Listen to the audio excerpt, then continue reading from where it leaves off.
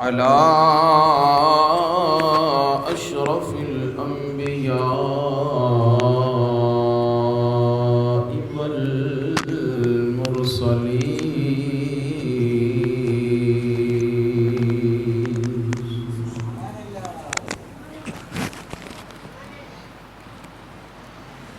وعلى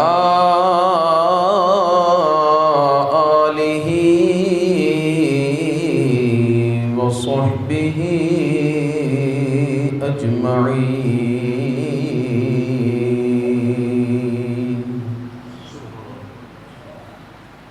أما بعد فأعوذ بالله من الشيطان الرجيم. بسم الله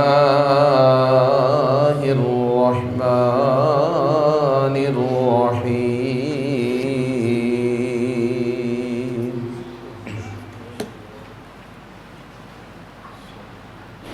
وما لكم لا تقاتلون في سبيل الله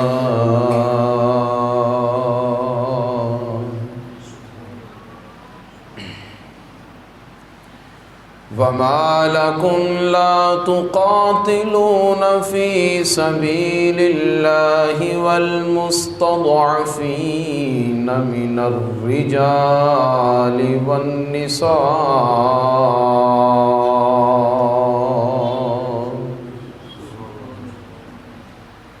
والولدان الذين يقولون ربنا أخرجنا من هذه القرية الظالم أهلها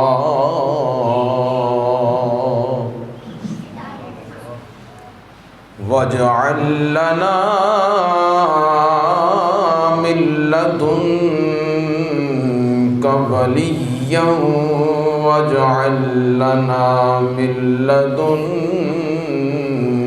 نصيرا.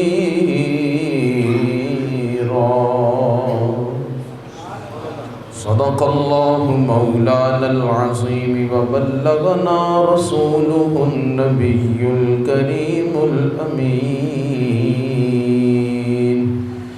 إن الله وملائكته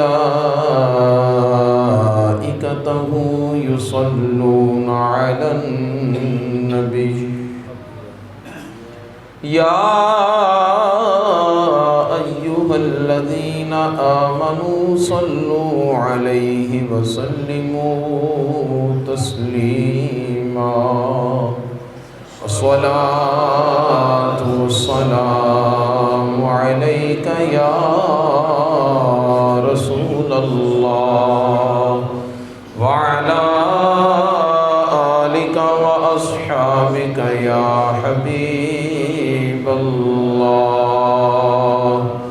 الصلاة والسلام عليك يا رسول الله وعلى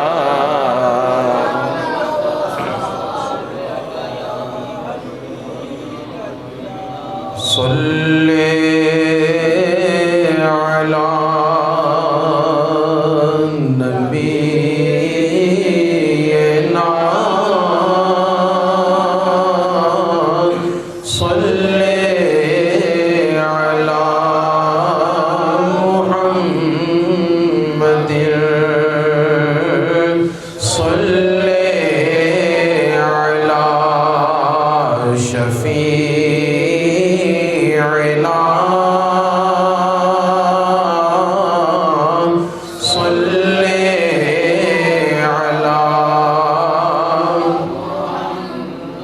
میں دل کروں تیرے نام پہ جان فدا، نہ بس ایک جان دو جہاں فدا، دو جہاں سے بھی نہیں جی بھلا، کروں کیا کروڑوں جہاں نہیں، صلی علی نبینا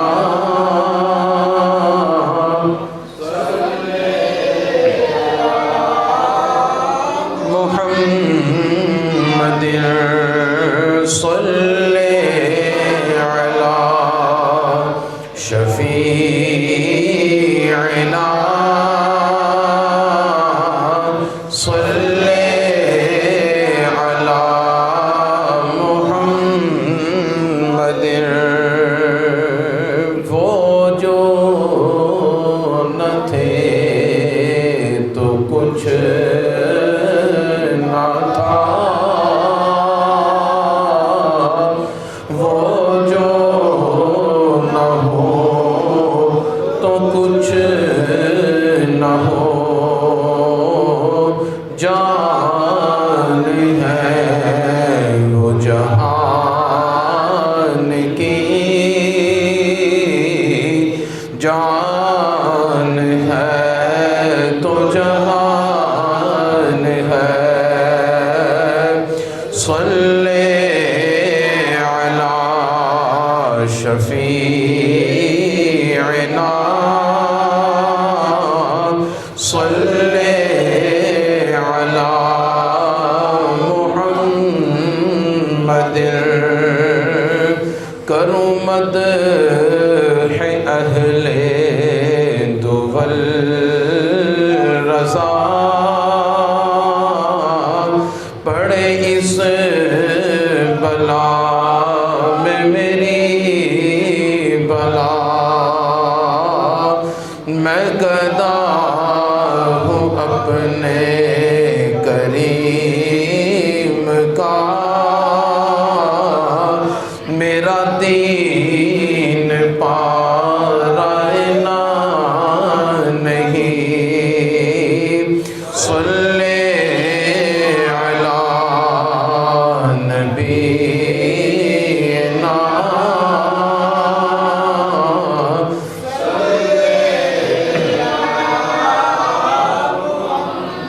مدین،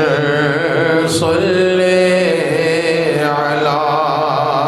کریمنا، صلی علی محمد،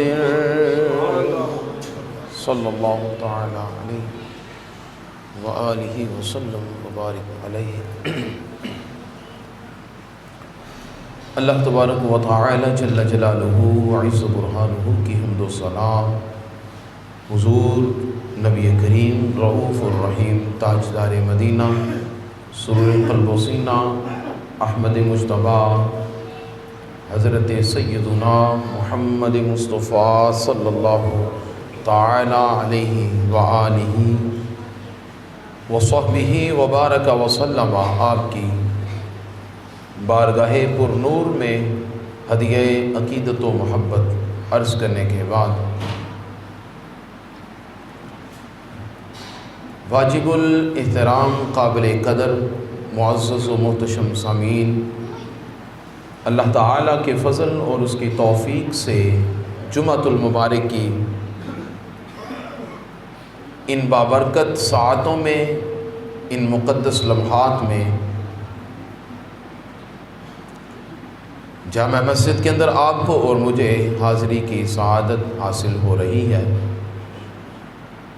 اللہ تعالی ہم سب کی اس حاضری کو اپنی بارگاہ عالیہ میں قبول و منظور فرمائے، ہمیشہ حق بات کرنے، حق کا ہی پہرا دینے اور حق کا اتباع کرنے کی توفیق نصیب فرمائے۔ عزیزان گرامی قدر، ربیع الاول شریف کا مہینہ اپنے انوار اور اپنے فیوز و برکات کو سمیٹتا ہوا اپنے آخری ایام کی طرف گامزن ہے، جس کی آج 26 تاریخ چل رہی ہے۔ چند دنوں کے بعد یہ ربیع الاول شریف ہم سے رخصت ہوگا اور پھر ربیع الثانی شریف کا چاند طلوع ہوگا۔ تو جس طرح حضور کریم علیہ الصلاۃ والسلام کی آمد بسعادت سے اہل ایمان اور اہل عشاق کے سینے خوشی، مسرت، فرحت سے معمور نظر آئے، اسی طرح انشاءاللہ تعالی ربیع الثانی شریف میں اہل محبت اور اہل عقیدت نسبت والوں کے چہرے انشاءاللہ تعالی پھر بھی کھلکھلاتے ہوئے ہی نظر آئیں گے۔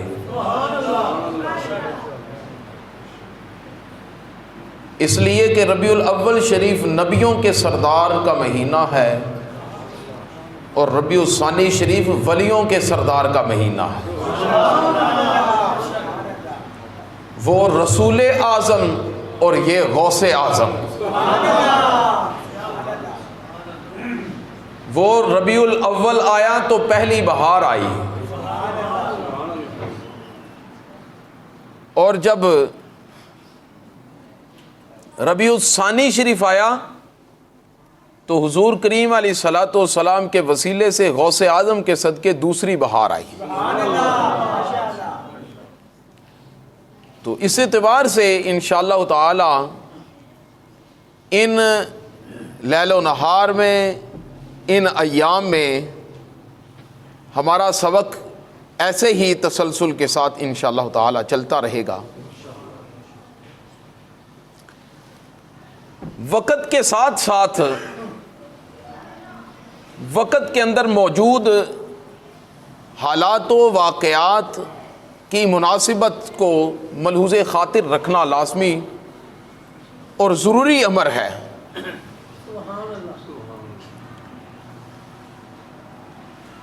کہ حضور کریم علیہ الصلاۃ والسلام کی شریعت مطہرہ قرآن مجید فرقان حمید کو اگر ہم دیکھتے ہیں تو قرآن کریم فرقان حمید بھی موقع محل کی مناسبت کے ساتھ احکامات نازل ہوتے رہے، تو اسی طرح ہمیں بھی حالات و واقعات کی طرف نظر کرنا اور اس کے مطابق چلنا اور پھر اس کے مطابق مؤثر انداز میں گفتگو کرنا، یہ ایک لازمی امر ہوتا ہے۔ وَلَا يَخَافُونَ لَوْمَةَ لَائِمٍ، قرآن کریم میں اللہ تعالیٰ نے اہل ایمان کی ایک صفت بیان فرمائی کہ جب وہ حالات کا جائزہ لیتے ہیں تو پھر اس جائزے پر تبصرہ کرتے ہوئے کسی ملامت کرنے والے کی ملامت کا ڈر نہیں ہوتا، انہیں کسی ملامت کرنے والے کی ملامت کا انہیں ڈر نہیں ہوتا۔ یہ اہل ایمان کی علامت اور نشانی قرار دی گئی ہے۔ لیکن اہل ایمان بھی ہو، حالات و واقعات پر نظر بھی ہو اور معمولات کو نظر میں رکھا بھی جا رہا ہو اور پھر زبان پر بھی تالا ہو، پھر اونچی نیچی جگہ بھی دیکھی جا رہی ہو، پھر کسی کی رضامندی اور ناراضگی کا بھی لحاظ کیا جا رہا ہو، تو یہ کیا ہے؟ یہ ایمان کی علامت نہیں ہے، یہ چیز نہیں۔ وَلَا يَخَافُونَ لَوْمَةَ لَائِمٍ، قرآن کہتا ہے مومن تو وہ ہے کہ جب حق کی تلوار اس کے ہاتھ میں ہو تو پھر وہ یہ نہیں دیکھتا کہ یہ گردن کس کی ہے۔ جب حق کا قلم اس کے ہاتھ میں ہو تو وہ فیصلہ لکھتے ہوئے یہ نہیں دیکھتا کہ یہ جس کے بارے میں فیصلہ لکھا جا رہا ہے وہ ذات کون سی ہے۔ پھر وہ یہ چیزیں وہ نہیں۔ اسی طرح اہل حق جو علماء ہیں وہ جب مسند خطابت پر اور مسند وراثت علوم نبویہ پر جب وہ بیٹھتے ہیں تو پھر وہ یہ نہیں دیکھتے کہ یہ میری بات اگر نکلے گی تو اس بات کی ضد میں کون کون آ جائے گا، سمجھ رہے نا؟ پھر وہ چیز یہ چیز نہیں وہ دیکھتے۔ اگر یہ چیز دیکھے تو وہ اپنے ساتھ بھی خیانت کرتا ہے، اپنے علم کے ساتھ بھی خیانت کرتا ہے، خدا کی عطا کے ساتھ بھی خیانت کرتا ہے، اور یہ جتنے لوگ اس کی خاطر آ کر بیٹھے ہوتے ہیں ان سب کے ساتھ یہ کیا ہے؟ خیانت ہے، ان کے ساتھ خیانت ہے۔ مجھے بتائیں، جو ہو ہی خائن، خیانت کرنے والا، اس کے پیچھے نماز ہو جائے گی؟ خائن، اس کی تو قرآن و سنت میں بڑی مذمت بیان کی گئی ہے، اس کی تو مذمت کی گئی ہے کہ یہ خیانت کرنے والا بندہ نہیں صحیح۔ بہرکیف اہل حق کا حق یہ بنتا ہے کہ وہ حق کا پرچار کریں اور حق کو دنیا کے سامنے، عوام کے سامنے، لوگوں کے سامنے بالکل آئینے کی طرح سامنے رکھ دیں۔ یہ ایک علیحدہ چیز ہے کہ وہ اسے تسلیم کون کون کرتا ہے، پھر اس کے مطابق اتباع کون کون کرتا ہے، عمل کون کرتا ہے، یہ علیحدہ چیز ہے، یہ ایک بالکل سیپریٹ ایشو ہے۔ یہ دیکھتے ہوئے کہ اس پر عمل کوئی نہیں کرے گا، اسے تسلیم کوئی نہیں کرے گا، یا اس کی اتباع کوئی نہیں کرے گا، تو لہذا یہ دیکھتے ہوئے اگر حق کا بیان ہی مفقود کر دیا جائے، ختم کر دیا جائے، تو یہ سرے سے ہی ایک جو ہے وہ غلط کی بنیاد رکھی جانے کا ایک معاملہ ہو جائے گا۔ لہذا اہل ایمان جہاں پر بھی ہوں، جہاں پر بھی ہوں، وہ مومن مسلمان آپس میں بھائی بھائی ہیں، ان کا آپس میں ایمان کی وجہ سے بڑا ایک گہرا تعلق ہے، اور اس ایمان نے انہیں آپس میں جوڑ دیا ہے۔ ظاہراً اگر فاصلہ بھی ہو، ملکوں کا فاصلہ ہو، دیواروں کا فاصلہ ہو، گھروں کا اور علاقوں کا فاصلہ ہو، بظاہر اگر جب وہ زمان و مکان کا بھی فاصلہ ہو، لیکن ایمان کی وجہ سے اللہ تبارک و تعالیٰ کے حبیب علیہ الصلوۃ والسلام نے انہیں آپس میں جوڑ دیا ہے۔ المؤمن للمؤمن کالبنیان، دیکھیں کس طرح جوڑا۔ میرے حبیب علیہ الصلوۃ والسلام نے ارشاد فرماتے مومن مومن کے لیے اس طرح آپس میں جڑے ہوئے جس طرح آپس میں دیوار کی اینٹیں آپس میں جڑی ہوئی ہیں۔ یشد بعضہ بعضا، کریم محبوب علیہ الصلوۃ والسلام فرماتے ہیں اس کا بعض حصے کو مضبوط کرتا ہے، تقویت پہنچتی ہے، ایک دوسرے کو مضبوط کرتے ہیں۔ تو جس طرح آپ یہ دیوار کو دیکھتے ہیں، ایک اینٹ کے ساتھ دوسری اینٹ، پھر دوسری اس کے ساتھ تیسری اینٹ، پر تیسری کے ساتھ چوتھی، ان میں آپس میں بالکل پیوست کر کے جب جوڑ دیا جاتا ہے تو وہ ایک سمجھ لیں کہ مضبوط دیوار جب بن جاتی ہے، جب مضبوط دیوار بنتی ہے تو وہ ایک حفاظت کا قلعہ بن جاتی ہے۔ حضور کریم علیہ الصلوۃ والسلام نے ارشاد فرمایا مومن مومن کے لیے ایسے ہے جس کا بعض حصہ دوسرے حصے کو مضبوط کرتا ہے۔ لیکن اگر کوئی ایک اینٹ کو نکال دے، یا ان میں سے کوئی ایک اینٹ ہی ایسی ہو کہ جس کے اندر ایسا پن موجود ہو کہ جس کے اندر مضبوطی نہ ہو، جس کے اندر کھوکھلا پن ہو، وہ دوسروں کو بھی خراب کرتی ہے۔ وہ جو دوسروں کو خراب کرنے والی ہے، میرے محبوب کریم علیہ الصلوۃ والسلام ارشاد فرماتے ہیں دراصل وہ دوسروں کا نہیں اپنا نقصان کرتی ہے کہ اس کے اپنے ایمان کے اندر فرق ہے۔ ایمان ہے جو بندے کو جوڑ دیتا ہے ایک جگہ سے دوسری جگہ پر، اور ایک حصے سے دوسرے حصے کے ساتھ، اور ایک ملک سے دوسرے ملک کے ساتھ جوڑ دیتا ہے۔ ایمان ایک دوسرے کے ساتھ جوڑتا ہے، اور ایمان کے ساتھ ہی انسان کی کامیابی اور انسان کی فلاح ہے۔ آج اگر فلسطین کے اندر ہمارے مسلمان بھائی کسی مشکل میں، مصیبت میں اور میدان جنگ میں ہیں، تو اس کا مطلب فقط یہ نہیں کہ وہ وہاں تک محصور ہے، بلکہ اہل ایمان کے ہونے کے ناطے سے، ایمان کی وجہ سے جس جگہ پر بھی اہل ایمان موجود ہوں گے، جس خطے پر موجود ہوں گے، زمین کے جس کونے پر بھی رہیں گے، مومن کو مومن بھائی کا درد لازمی رہتا ہے۔ مومن کو اپنے مسلمان بھائی کا درد لازمی رہتا ہے۔ ایک ہاتھ سے دوسرے ہاتھ کا بہت فاصلہ ہے، لیکن جب ایک ہاتھ پر ضرب لگتی ہے تو ہاتھ وہ درد وہاں تک نہیں رہتا، بلکہ وہ درد دوسرے ہاتھ تک پہنچتا ہے۔ تو اسی طرح جس نے بھی مسلمان ہمارے بھائی اس وقت جنگ میں ہیں اور جہاد کے ساتھ اللہ اور اللہ کے رسول علیہ الصلوۃ والسلام کی مدد اور نصرت کے ساتھ وہ یہود و ہنود کے ساتھ اللہ کے دشمنوں کے ساتھ برسر پیکار ہیں، ہم جس حال میں بھی ہماری استعداد ہے، ہماری طاقت ہے، ہماری اپروچ ہے، جہاں تک ہم ہیں الحمدللہ پورے ذوق شوق کے ساتھ اور پورے جذبہ ایمانی کے ساتھ ہم الحمدللہ ان کے ساتھ ہیں، ہم الحمدللہ ان کے ساتھ ہیں۔ پھر یہ ایک ہر بندے کا اپنا اپنا بیانیہ ہے کہ وہ اپنے بیانیہ کو کس انداز میں بیان کرتا ہے۔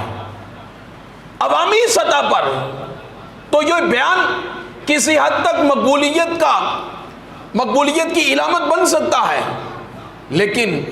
حکمرانوں کے حال میں اور ان کے لیول پر یہ بیان درست نہیں ہے، یہ بیان ان کے لیے درست نہیں ہے۔ ان کے لیے درستگی کا عالم یہ ہے کہ اگر کفر آپس میں ایک ہو چکا ہے، کفر آپس میں ایک دوسرے کی حمایت کر رہا ہے، کفر آپس میں ایک دوسرے کی مدد اور ایک دوسرے کو یہ گرانٹ پیش کر رہا ہے، اور اس نے کرنا بھی ہے، ضرور کرے گا۔ آج سے 1500 سال قبل میرے کریم محبوب علیہ الصلوۃ والسلام یہ ارشاد فرما چکے ہیں، آپ علیہ الصلوۃ والسلام ہمیں بتا گئے ہیں الکفر ملت واحدہ، کفر ایک ہی قوم ہے، وہ یہودی نسل کا ہو، وہ عیسائی نسل کا ہو، وہ سکھ ہو، وہ کسی بھی نسل کا کافر ہو،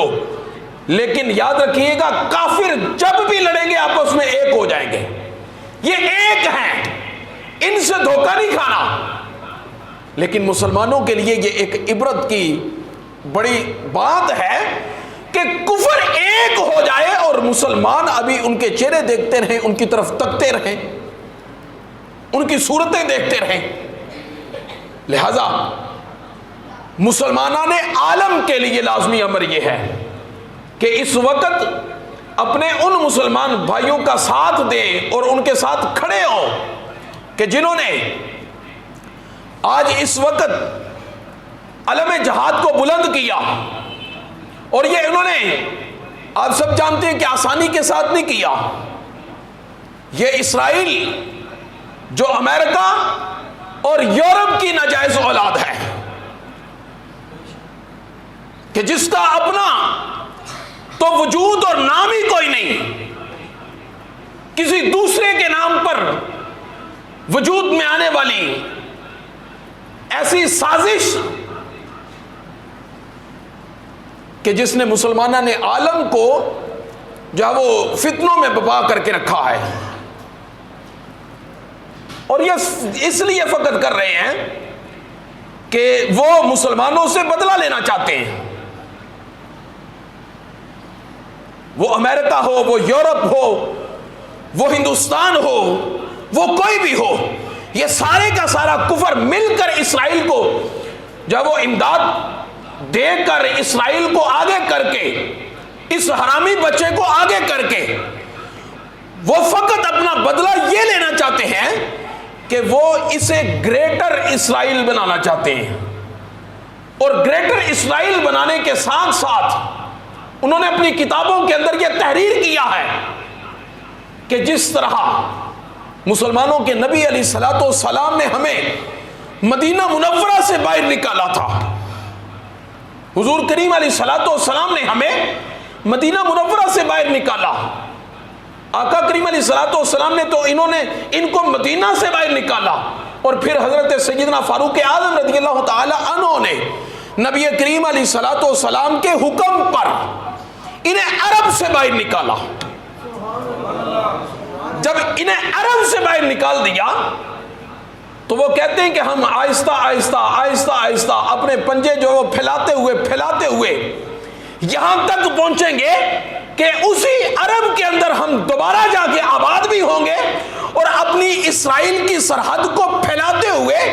اس خطہ کو، اس زمین کو ہم اسرائیل کے ساتھ شامل کریں گے.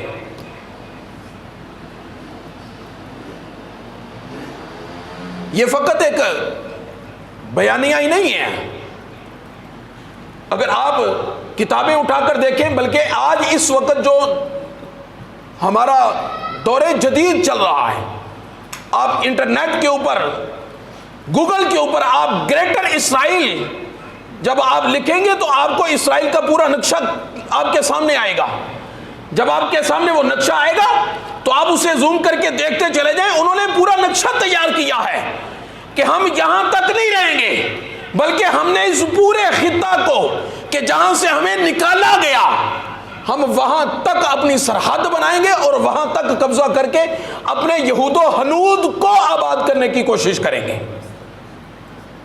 وہ علیحدہ چیز ہے کہ یہ ان کی ایک سازش اور ان کی ایک کوشش ہے، لیکن میرے خداوند قدوس کے فضل سے انشاءاللہ تعالی مسلمانان عالم زندہ ہیں، اور انشاءاللہ تعالی ان کی پٹائی ہوتی رہے گی، اور کریم محبوب کریم علیہ الصلوۃ والسلام کے صدقے سے یہ اپنے عزم میں اور اپنے اس ارادے کے اندر کامیاب تو نہیں ہو سکتے، مگر مسلمانان عالم کے لیے یہ ایک عظیم وقت ہے کہ اس وقت اپنے مسلمان بھائیوں کے ساتھ کھڑا ہونا، اور انہیں اس وقت میں جس چیز کی ضرورت ہے وہ اس چیز کی ضرورت پوری کرنا، اور انہیں تنہائی محسوس نہ ہو. یہ ساری کی ساری چیزیں جن کا ہم سے ہمارا ایمان تقاضا کرتا ہے. حضور کریم علیہ الصلوۃ والسلام کے ساتھ اس بیت المقدس کو بڑی عظیم نسبت حاصل ہے. میرے کریم محبوب علیہ الصلوۃ والسلام نے مدینہ منورہ کے اندر رہتے ہوئے 16 یا 17 ماہ اس قبلہ اول کی طرف نماز ادا کی ہے، منہ کر کے نماز پڑھی ہے. میرے محبوب علیہ الصلوۃ والسلام نے اسے اپنی سجدوں سے، اپنی جبینوں سے اسے سجایا ہے. کریم محبوب علیہ الصلوۃ والسلام نے اسے اپنا قبلہ اول تسلیم فرمایا ہے. جب کریم محبوب علیہ الصلوۃ والسلام نے اسے اپنا قبلہ اول تسلیم فرمایا ہے تو انشاءاللہ تعالی یہ مسلمانوں کے لیے ایک عزت کی نشانی ہے. مسلمانوں کے لیے یہ عزت کی عظیم نشانی ہے. مسلمانان عالم کے لیے پھر ایک یہ لمحہ عظیم ہے کہ اگر آپ اسلاف کی طرف دیکھیں کہ حضرت سیدنا فاروق اعظم رضی اللہ تعالی عنہ نے اس بیت المقدس کو فتح فرمایا، جو ایک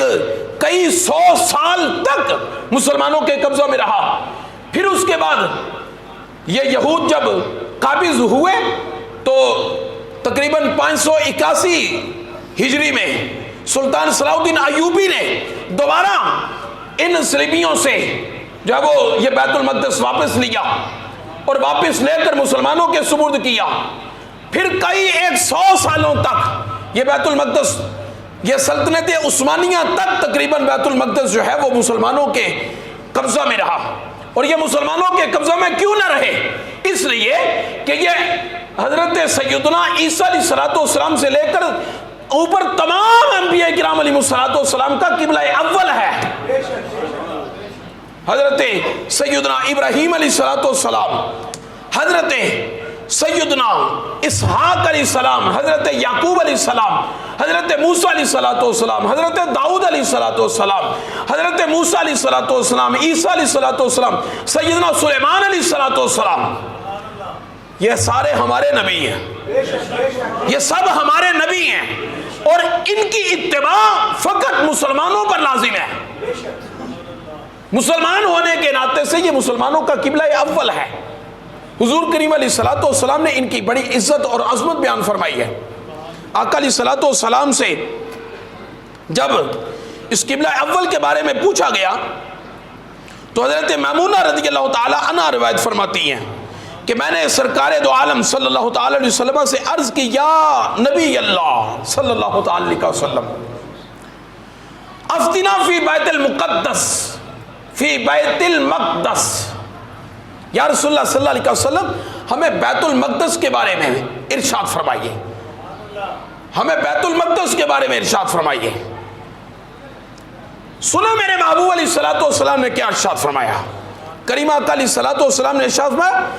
ہی ارض المعشر والمحشر، یہ وہ خطہ ہے، یہ وہ زمین ہے کہ جہاں پر زندہ بھی مسلمان رہیں گے اور میدان محشر بھی مسلمانوں کا لگے گا۔ یہ وہ زمین ہے کہ جو مرنے سے پہلے بھی مسلمانوں کی ہے، اور مرنے کے بعد جب میدان محشر لگے گا تو اسی زمین پر مرنے کے بعد بھی یہ مسلمانوں کی ہے۔ یہ خطہ کسی صورت میں بھی، کسی حال میں بھی کسی غیر مسلم کے ہاتھ میں نہیں جا سکتا۔ یہ مسلمانوں کے نبیوں کی جاگیر ہے، نبیوں کی زمین ہے۔ اور سب سے بڑھ کر میرے کریم ابو علیہ السلام کو اللہ تبارک و تعالیٰ نے جب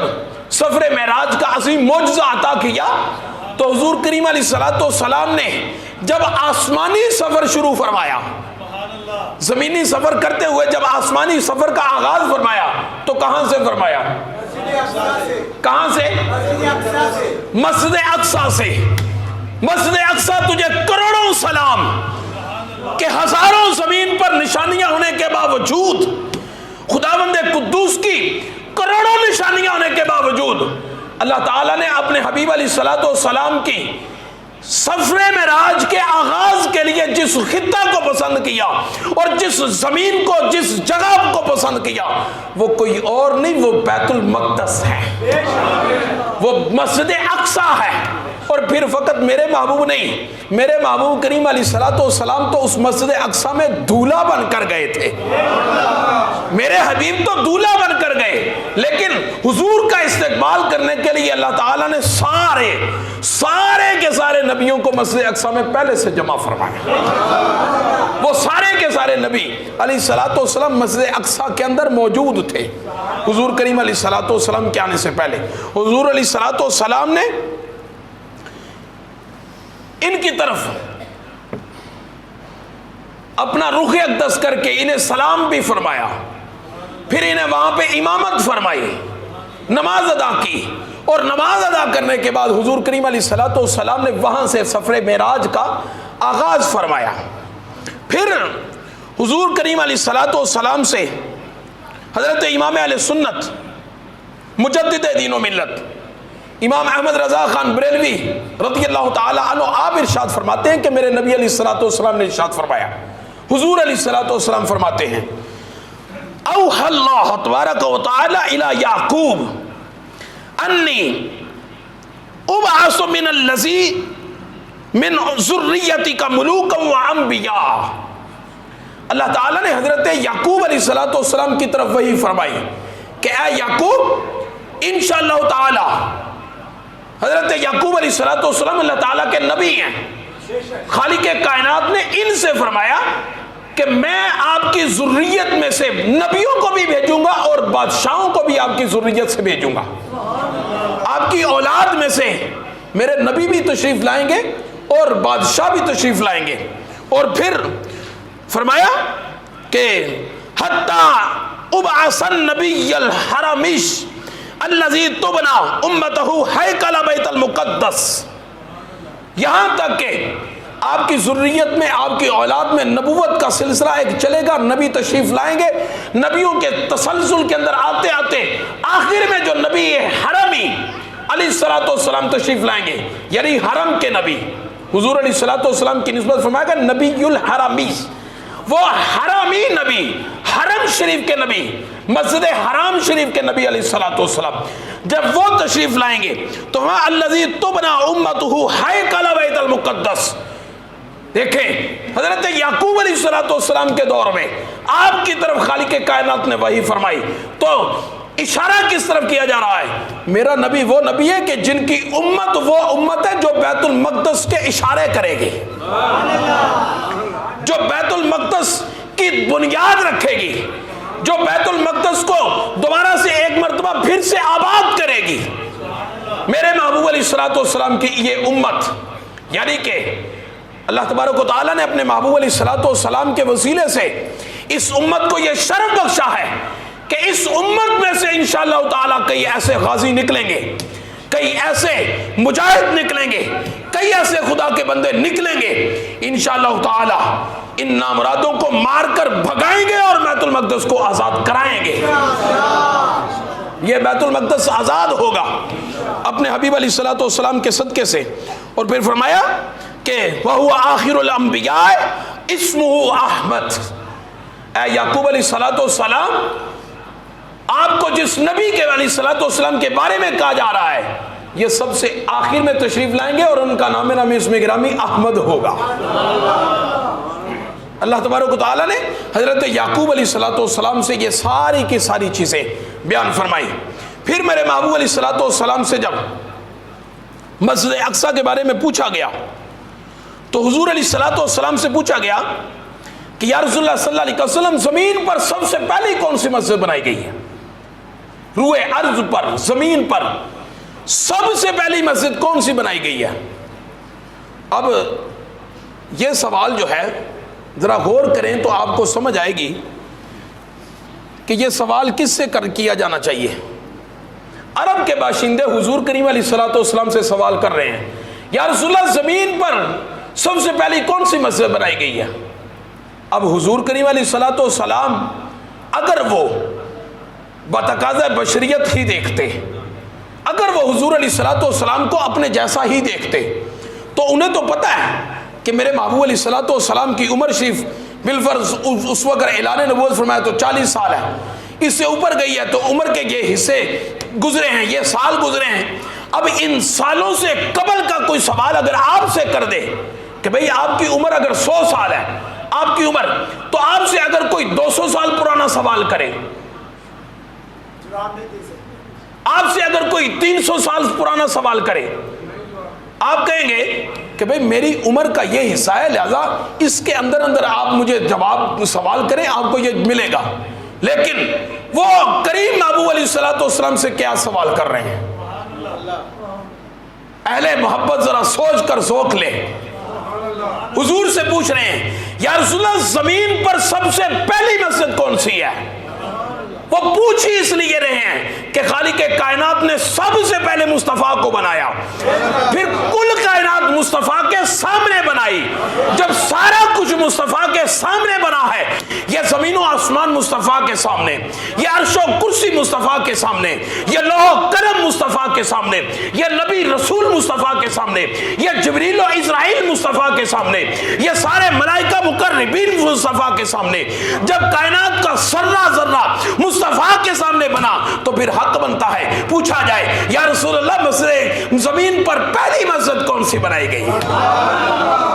حضور کریم علیہ الصلوۃ والسلام کے صدقے جائیں، حضور نے 1400 سال کے بعد آنے والے اپنے ان غلاموں کا اس عقیدے کی وضاحت فرماتے ہوئے ان کی لاج رکھی، اور یہ نہیں فرمایا کہ مجھ سے نہیں بلکہ کسی پرانے سے پوچھو، نہیں فرمایا کہ مجھ سے پوچھو، اس لیے کہ کائنات کا ہر ذرہ میرے سے آنے بنا ہے۔ اگر پہلی مسجد کی بات کرتے ہو تو وہ پہلی مسجد المسجد الحرام، پہلی مسجد مسجد حرام ہے۔ پھر عرض کی یا رسول اللہ صلی اللہ علیہ وسلم دوسری مسجد کون سی ہے؟ اس کے بعد دوسری مسجد کون سی ہے؟ آقا کریم علیہ الصلوۃ والسلام نے فرمایا المسجد الاقصی، دوسری مسجد کون سی ہے؟ بولیے ذرا۔ اب صدقے جائیں صحابہ کے بھی، صدقے جائیں حضور کے صحابہ کے، وہ صحابی تھے جو جانسار بھی تھے، عاشق بھی تھے، غلام بھی تھے، اور حقیقی معنوں میں ماننے والے تھے، حقیقی معنوں میں۔ فقط کلمہ جو ہے وہ کھوکھلا کلمہ پڑھ کے اور نبی علیہ الصلوۃ والسلام کی ذات اقدس پر تان و تشریح کے ساتھ نہیں، حقیقی معنوں میں صدقے جائیں حضور کے صحابہ کے۔ کیا پوچھا ہے ذرا توجہ کریں۔ پھر پوچھتے ہیں یا رسول اللہ صلی اللہ علیہ وسلم اگر پہلی مسجد حرام ہے، دوسری مسجد اقصی ہے، اب آپ کو یہ بھی پتا ہے کہ پہلی مسجد مسجد حرام ہے اور دوسری مسجد اقصی ہے، تو یا رسول اللہ پھر لازمی چیز ہے کہ اگر آپ کو ان دونوں مسجدوں کا پتہ ہے تو پھر آپ کو یہ بھی پتا ہوگا کہ ان دونوں مسجدوں کے بنانے کے درمیان فاصلہ کتنا ہوا ہے، پہلی مسجد حرام کب بنی اور کتنی دیر کے بعد دوسری مسجد مسجد اقصی بنی۔ علم مصطفیٰ کی بات آپ کے سامنے عرض کر رہا ہوں، وہ جو کہتے ہیں دیوار کے پیچھے، وہ کون سی دیوار؟ میرے محبوب علیہ الصلوۃ والسلام، وہ کون سی دیوار جس دیوار کا تم تذکرہ کرتے ہو؟ صحابہ تو پوچھ رہے ہیں یا رسول اللہ پہلی مسجد کون سی؟ مسجد حرام۔ یا رسول اللہ دوسری مسجد کون سی؟ مسجد اقصی۔ بات تو یہاں ختم ہو گئی۔ حضور کے صحابہ نے ہمارے عقیدے کو پختہ کیا اور فرمایا کہ غلاموں خوش ہو جاؤ، آؤ تمہیں جھلک دکھائے ایک علم کی۔ حضور سے پوچھا یا رسول اللہ ان دونوں کے درمیان فاصلہ کتنا ہے؟ آقا علیہ الصلوۃ والسلام نے ارشاد فرمایا 40 عاما، میرے غلاموں ان دونوں کے درمیان 40 سال کا فاصلہ ہے، 40 سال کا فاصلہ ہے۔ مسجد حرام بنائے گی اور 40 سال کے بعد اللہ تبارک و تعالیٰ کی زمین پر دوسری جو مسجد بنی مسجد اقصی ہے۔ آقا کریم علیہ الصلوۃ والسلام نے پھر آگے فرمایا کہ جب مسجد اقصی بنا دی گئی، مسجد اقصی بنانے کے بعد زمین پر انبیاء کرام آتے رہے، اس کی طرف قبلہ کی طرف منہ شریف کر کے نمازیں پڑھتے رہے، جس کو جس جگہ پر مصلی میسر آتا وہ اپنے اس مصلی کے ساتھ نماز ادا کرتا رہا، تاکہ جب میں آیا تو خدا نے میرے فضل سے ساری زمین کو مسجد بنا دیا۔ حیثما ادرکتک الصلاۃ فصلی، حضور نے فرمایا جب میں آ گیا تو میرے آنے کے ساتھ اللہ تعالیٰ نے کل کائنات کی ساری زمین کو مسجد بنا دیا۔ پھر جہاں پر بھی پوری زمین پر جہاں پر تمہیں ظاہری نجاست نظر نہ آئے، صاف زمین ہو تو تمہیں نماز کا وقت مل جائے تو وہیں پر نماز ادا کر لو، وہ زمین ہی تمہارے لیے مسجد ہے۔ تو عزیزان گرامی قدر یہ مسجد اقصی کا ایک فضائل کا بیان ہے۔ میرے حبیب علیہ الصلوۃ والسلام نے ان کی فضیلت اور عظمت کو بیان کیا ہے اور اس کی نسبتیں ہیں میرے کریم محبوب علیہ الصلوۃ والسلام کے ساتھ۔ اللہ تبارک و تعالیٰ کی بارگاہ اقدس میں دعا ہے خداوند قدوس مسلمانان عالم کو غیرت و حمیت کا جذبہ جو وہ بیدار کرنے کی توفیق نصیب فرمائے، اور جتنے بھی ہمارے مسلمان بھائی فلسطین کے اندر میدان جہاد کے اندر برسر پیکار ہیں، رب کائنات ان کی خاص مدد فرمائے اور فتح و نصرت کے ساتھ انہیں شرف یاب فرمائے۔